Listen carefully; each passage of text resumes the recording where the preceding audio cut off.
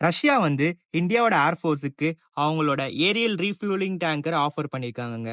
அதோட நேம் பார்த்தீங்க அப்படின்னா இலூஷன் 2 78M90Aங்க.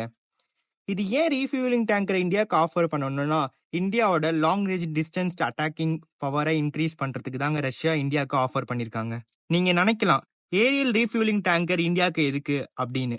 அதாவது எதுக்கு அப்படின்னா சப்போஸ் இந்தியா வந்து லாங் ரேஞ்ச் போய் இந்தியாவோட ஏர்ஃபோர்ஸ் வந்து லாங் ரேஞ்ச் போய் ஒரு டெஸ்டினேஷனை அடையணும் இல்ல ஒரு டார்கெட்டை அட்டாக் பண்ணணும் அப்படின்னா கண்டிப்பா அதோட ஃபியூல் கெப்பாசிட்டி கம்மி தாங்க.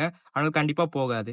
ஸோ இப்போ வந்து நம்ம வந்து அந்த ஏர் டேங்கரை யூஸ் பண்ணி ஏர்லயே ரீஃபியூல் பண்ணிக்கிட்டோம் அப்படின்னா நம்மளோட டெஸ்டினேஷனை இல்லை நம்மளோட டார்கெட்டை சக்ஸஸ்ஃபுல்லாக அட்டாக் இல்லைன்னா டெஸ்டினேஷனை அடையலாங்க. அதுக்கு தான் அந்த ஏரியல் ரீஃபியூலிங் டேங்கர் தேவைப்படுது. இப்போ இந்தியா கிட்ட கரண்டா இந்த மாதிரி டேங்கர்ஸ் இருக்கா நீங்க கேட்கலாம். இருக்குங்க. நம்ம வந்து 2003 2004 வந்து உஸ்பெகிஸ்தான் கிட்ட இருந்து 6 இந்த ரக டேங்கர்ஸை வாங்கியிருந்தோங்க. இப்போ நம்மளோட இந்தியன் ஏர்ஃபோர்ஸுக்கு advanced and high technology tanker தேவைப்படுதுங்க.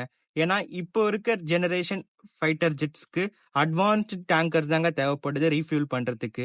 ஸோ வந்து இந்தியா ஏர்ஃபோர்ஸ் இதை வாங்குவாங்களா வாங்க மாட்டாங்களா நம்ம விரைந்து பார்ப்போம். இந்த ஏரியல் ரீஃபியூலிங் டேங்கர் பத்தி உங்க கருத்துக்களை கமெண்ட் செக்ஷன்ல பதிவு செய்யுங்க.